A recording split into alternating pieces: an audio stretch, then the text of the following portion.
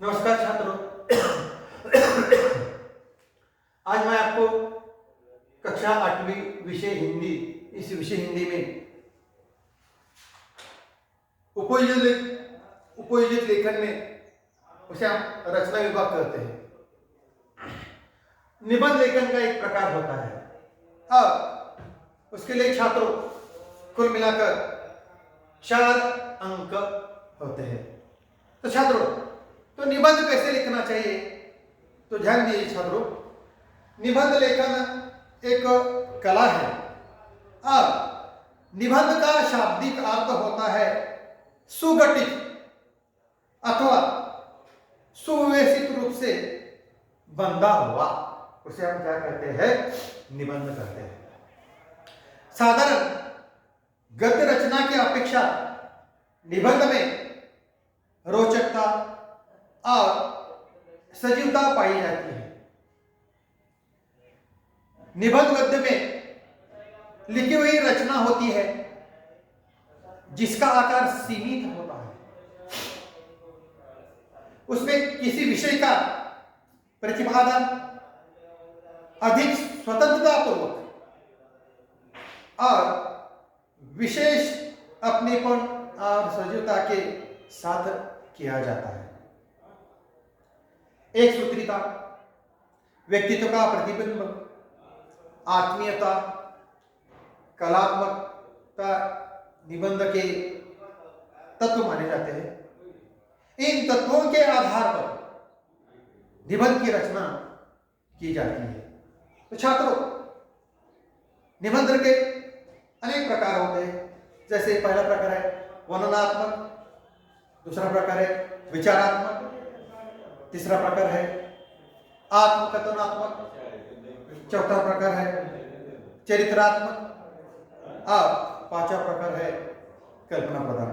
ये निबंध के 5 प्रमुख भेद होते हैं, यानी प्रकार होते हैं। तो छात्रों, निबंध लिखते समय पहले हमें निबंध एक गद्य रचना का एक प्रकार होता है। इसके किसी विषय पर अपने विचार सरल, सीधे और सरल और सुबह शैली में लिखना है। निबंध का प्रारंभ का भाग कैसा होना चाहिए? आकर्षक और छोटा होना चाहिए। उसका जो आकार है वो कैसा होना चाहिए? छोटा होना चाहिए। और निबंध के मध्य भाग में विषय से संबंधित जानकारी अलग अलग परिच्छेदों में लिखनी चाहिए। अंत वाला भाग आकर्षक और प्रेरणा देने वाला होना चाहिए। आज मैं आपको एक निबंध के बारे में मैं आपको जानकारी देता हूं। उस निबंध का नाम है मेरे प्रिय अध्यापक। मेरे प्रिय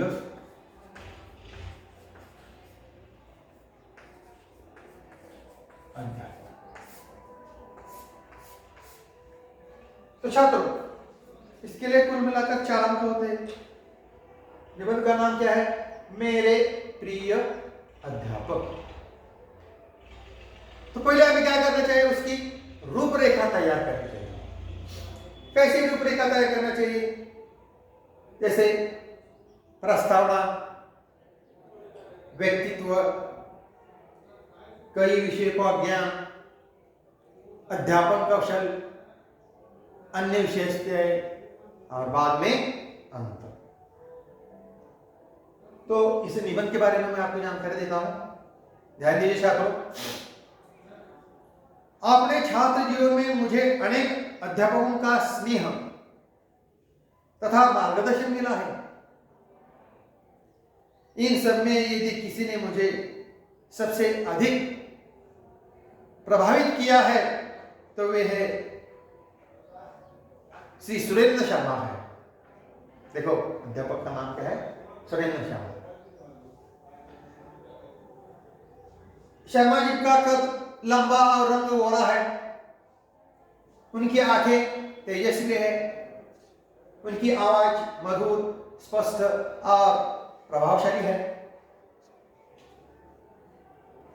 उनका शरीर स्वस्थ और फुर्तीला है।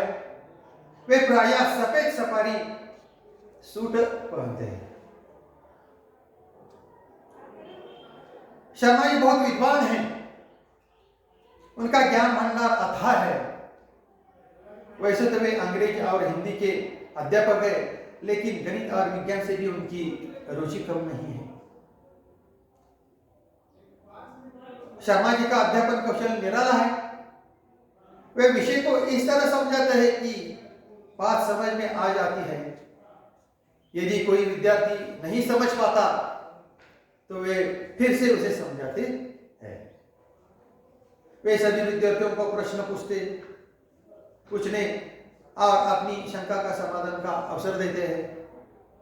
व्याकरण में वे इस तरह समझाते हैं कि सारी बातें कक्षा में ही दिमाग में क्या हो जाती है, बैठ जाती है। शर्मा जी का अनुशासन के बड़े हिमायती हैं। पढ़ाई में कमजोर छात्रों पर वे विशेष ध्यान रखते हैं।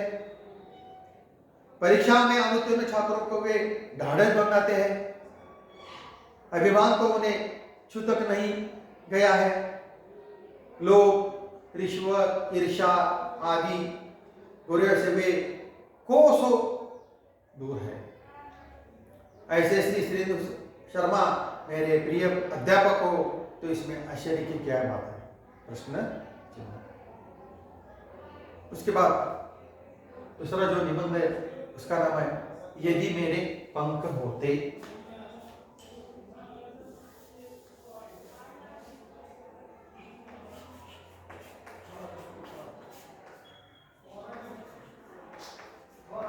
यदि मेरे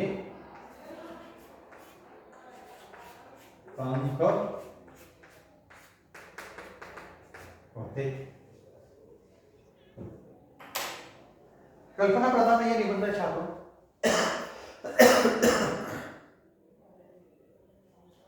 तो पहले हमें क्या करना चाहिए? इस निबंध की रूपरेखा तैयार करना चाहिए। तो कैसे रूपरेखा तैयार करनी चाहिए? पहले प्रस्तावना, उसके बाद जी भर आकाश की सैर, यात्रा में टिकट आदि का झंझट नहीं है, मनचाहे स्थलों की सैर, अन्य इच्छाओं की पूर्ति, उसके बाद उपसंहार। तो छात्रों, पक्षी आकाश में कितने आनंद से उड़ते हैं। उन्हें उड़ते देखकर मेरे मन में भी गगन विहार की इच्छा जाग उठती है। सचमुच यदि मुझे पंख मिले तो मैं भी आकाश में ऊंची ऊंची उड़ाने भरता, उड़ने में पक्षियों से होड़ लगाता, बादलों को छूकर देखता कि वे कैसे हैं। मेरे पंख होते तो यात्रा करने मेरे बाएं हाथ का खेल होता।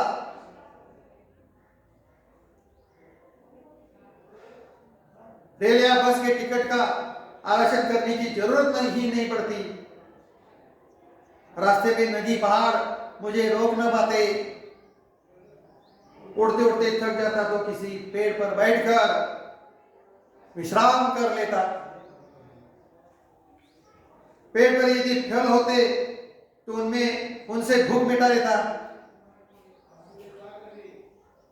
कश्मीर को धरती का स्वर्ग कहते हैं। पंख होने पर मैं उड़कर उसकी सुंदरता को देख आता।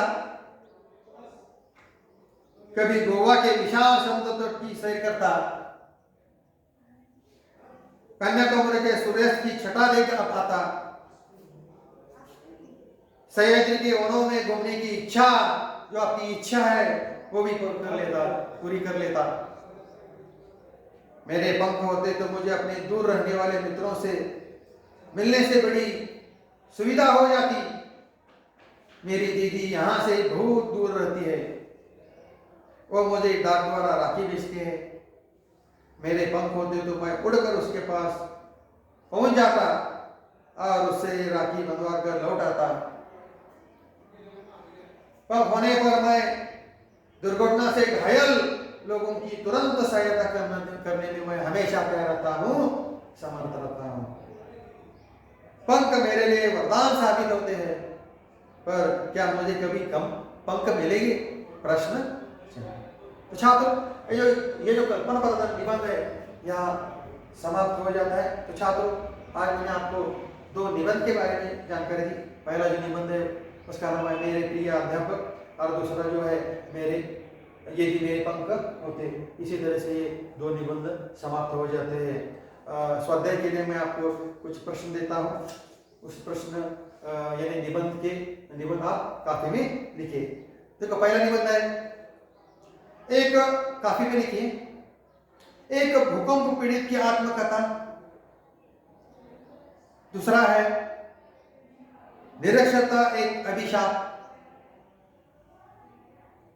तीसरा निबंध है मेरा गांव, और चौथा निबंध है यदि संगणक न होता। इसी तरह स्वाध्याय के लिए मैंने आपको 4 निबंध दिए। तो छात्रों यहाँ मैं ठहरता हूं। धन्यवाद।